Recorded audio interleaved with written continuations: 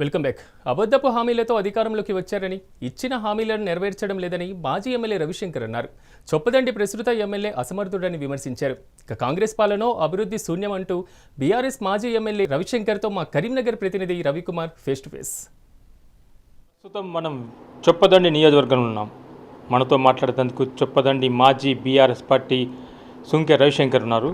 వారి మాటలో మరిన్ని విషయాలు అడిగి తెలుసుకుందాం. చెప్పండి సార్, ఇప్పుడు గత ప్రభుత్వంలో చేసిన అభివృద్ధి కంటే మా ప్రభుత్వంలో చేసినామని చెప్పేసి మన ఏదైతే సత్యం చెప్పుకుంటూ వస్తున్నారు, మీరేమంటారు ఆ విషయంలో? ఒక్క రూపాయి కూడా తీసుకురానటువంటి వాళ్ళకు ఈడ అబద్ధాలు ఆడి మోసం చేసి కాలు మొక్కి ఏడిసి చచ్చిపోతా అంటే గెలిచి మరి 20 నెలలుగా 20 రూపాయలు కూడా తీసుకురాలి ఇక్కడికి. సో ఎన్నికల కంటే ముందు అబద్ధాలే, ఇప్పుడు గెలిచిన తర్వాత కూడా అబద్ధాలే. చివరికి నేను గతంలో 5 ఏళ్ల పాటు శ్రమపడి కేసీఆర్ గారిని ఒప్పించి తీసుకొచ్చినటువంటి పనులు కూడా, ఫర్ ఎగ్జాంపుల్ ఇప్పుడు మీరు వస్తున్నప్పుడు లక్షిందేపల్లి బ్రిడ్జ్ ఉంటుంది, శంకుస్థాపన చేసినాం, పనులు కూడా ప్రారంభమయ్యే పరిస్థితులలో అప్పుడు వానలు వస్తే ఆ పని ఆగింది. దాన్ని కూడా ఇప్పటి వరకు అది కూడా ఈ రెండు ఒకటేసారి భూమి పూజ చేసిన ఆ రోజు ఎన్నికల కంటే 6 నెలల ముందు ఆ పనిని కూడా పూర్తి చేసేటువంటి పరిస్థితి ఎమ్మెల్యేకు లేదు. గంత అసమర్థ ఎమ్మెల్యే. నేను గతంలో తీసుకొచ్చినటువంటి ప్రాజెక్టులు కానీ పనులు కానీ ఫస్ట్ అవి పూర్తి చేస్తే సంతోషపడతారు ప్రజలు కానీ మేము కానీ. అవన్నీ లేకుండా ఒక రూపాయి బిల్ల కూడా తీసుకురాకుండా అన్ని అబద్ధాలే, పుట్టెడు అబద్ధాలు మాట్లాడి కాలయాపన చేస్తున్నటువంటి పరిస్థితి తప్ప రాష్ట్రంలో ముఖ్యమంత్రి ఏ ఎమ్మెల్యే కూడా ఇవాళ సిడిపి నిధులు 1 రూపాయి కూడా ఇవ్వలేదు. జగమెరిగిన సత్యం అది. కనుక అన్ని సత్యం అనేటైనా అసత్యాలు మాట్లాడుతూ ఉన్నాడు.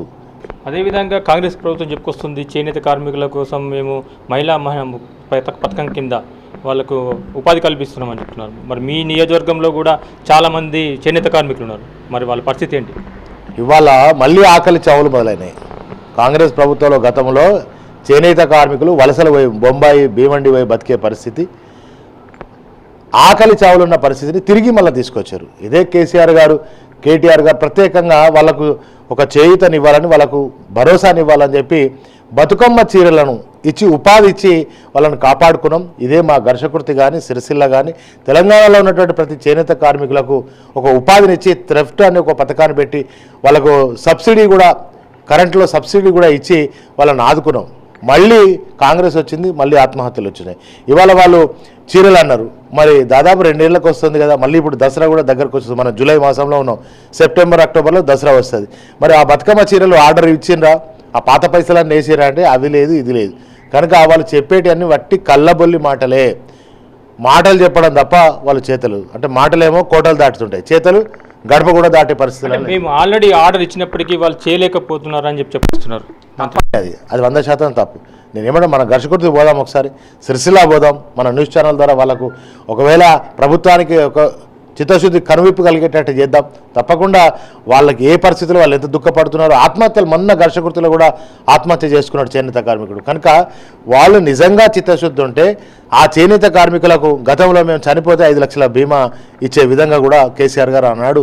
రైతులే కాదు, ఒక రైతన్నని దేశానికి అన్నం పెట్టే రైతన్ననే చనిపోతే 5 లక్షలు ఇవ్వడమే కాదు, ఇప్పుడు మనకు గుడ్డలిచ్చి మనల్ని కాపాడుతున్నటువంటి ఆ చేనేత కార్మికులకు కూడా చనిపోతే ఏ కారణం చేత చనిపోయినా కూడా 5 లక్షలు ఇచ్చే విధంగా ఆనాడు వారికి ఎంతో చేసిండు. అంతేకాకుండా వాళ్ళకు పెన్షన్ పథకాన్ని కూడా 50 ఏళ్ళకే పెన్షన్ ఇచ్చే విధంగా కూడా వీళ్ళకు ఇవ్వడం జరిగింది. కనుక సో వాళ్ళకు నిజంగా చిత్తశుద్ధి ఉంటే ఇప్పటికైనా ఆ బతుకమ్మ చీరలకు బదులుగా ఏదైనా పేరు పెట్టుకో. ఎందుకంటే కేసీఆర్ గారు పేరు పెట్టడం మాకు ఇష్టం లేదు కదా.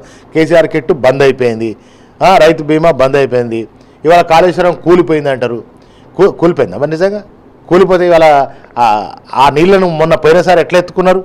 రంగనాయ సాగర్కి ఇదే కొండ సురేఖ పోయి ఆడ చెప్పింది కదా, 1,00,000 ఎకరాలకు నీళ్ళు ఇస్తున్నాం సాగుకు అని చెప్పింది కదా. అంటే కేసీఆర్ ఆనవాళ్ళు లేకుండా చేస్తున్నామని చెప్తున్నటువంటి ఏదైతే రేవంత్ రెడ్డి ఉన్నాడో ఇవాళ సెక్రటరీలో కూర్చుంటున్నాడు కదా. అదే విధంగా రవిశంకర్ అంటే వీరాభిమానులే కావచ్చు, కార్యకర్తలే కావచ్చు. రవిశంకర్ అంటే ఇప్పుడు ఎందుకు అల్కన పెట్టారు వాళ్ళు? దానికి కారణం ఎవరు అల్కిలేరండి. ఇప్పుడు కొంతమందికి పదవులు రాకపోవచ్చు, కొంతమంది పనులు జరగకపోవచ్చు. ఇప్పుడు అందరికీ నా 5 ఏళ్లలో నేను నేను దేవుడే అందరిని తృప్తిపరచలేడు. నేను దేవుడిని అయితే కాదు, నాకు ఇచ్చినటువంటి ప్రజలు ఇచ్చినటువంటి గొప్ప అవకాశం 5 ఏళ్ళు నాకు అవకాశం ఇచ్చారు. 1 సంవత్సరం ఆర్థిక మాంద్యం, 2 ఏళ్ళు కరోనా. అయినా కూడా నేను చేయగలిగిన ఉద్యమకారులకు అందరికీ మార్కెట్ కమిటీ చైర్మన్లు కావచ్చు, ఎంపీపీలుగా కావచ్చు, జడ్పీటీసీలుగా కావచ్చు, సర్పంచ్లుగా కావచ్చు, రకరకాల స్థాయిలో నా శక్తికి మించి కూడా నేను బ్రహ్మాండంగా చేసిన. ఈ టర్మ్ వచ్చి ఉంటే ఇంకా కూడా తృప్తిపరిచేటువంటి వాడిని. మరి రాష్ట్ర స్థాయిలో, జిల్లా స్థాయిలో కూడా నేను అనేక పదవులను కూడా నేను కేసీఆర్ గారికి చేసిన. ఇంకా కొంతమందికి చేయాల్సింది ఉండే.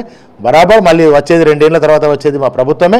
ఎవరైతే అట్లాంటి వాళ్ళకు ఉన్నారో వాళ్ళకు కూడా అన్ని అవకాశాలు కల్పించే విధంగా తప్పకుండా నేను చర్యలు తీసుకుంటా. పార్టీ కూడా వాళ్ళని కాపాడుకుంటుంది. నిన్న మా దగ్గర మా నియోజకవర్గంలో రాంపూర్లో ఒక సోషల్ మీడియాలో శ్యామ్ సుందర్ రెడ్డి అని, ఖ్యాతం శ్యామ్ సుందర్ రెడ్డి అని వట్టి పోస్ట్ పెట్టాను సోషల్ మీడియాలో. నా ఆరోగ్యం బాగాలేదు, నాకు పైసలు లేవని పెడితే స్వయంగా కేసీఆర్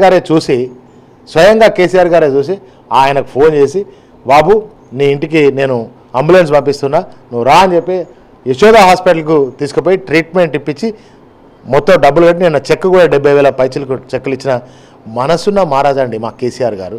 సో ఇలాంటి ఎన్నో ప్రభుత్వాలు ఉన్నా లేకపోయినా కూడా ఈ కార్యకర్తలను కంటికి రెప్పలాగా కడుపులో పెట్టుకొని కాపాడుకుంటుంది. ఇవాళ ఎన్నో రకాల కేసులు పెట్టారు, సోషల్ మీడియాలో పోస్టులు పెడితే కూడా కేసులు పెట్టారు. అవన్నిటి కూడా తిప్పికొడతాం. రానున్న సర్కార్ కేసీఆర్ గారిని ప్రజలు కోరుకుంటా ఉన్నారు కనుక మా ప్రభుత్వం బ్రహ్మాండమైనటువంటి సీట్లతో గెలుస్తాం.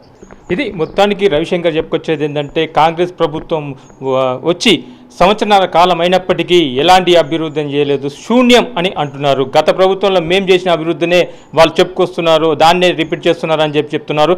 కెమెరా పర్సన్ రఘుతో రవికుమార్, చొప్పదండి నుంచి మెగా 9 టీవీ.